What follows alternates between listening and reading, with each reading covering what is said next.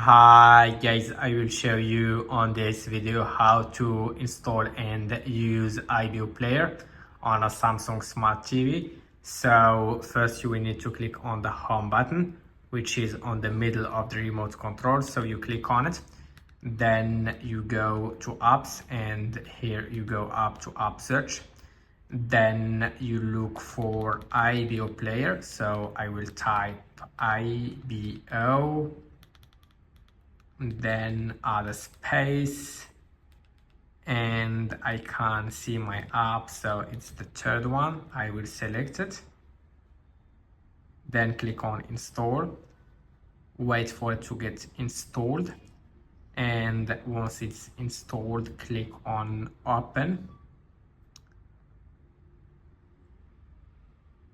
So I will click on open, and my app is currently loading.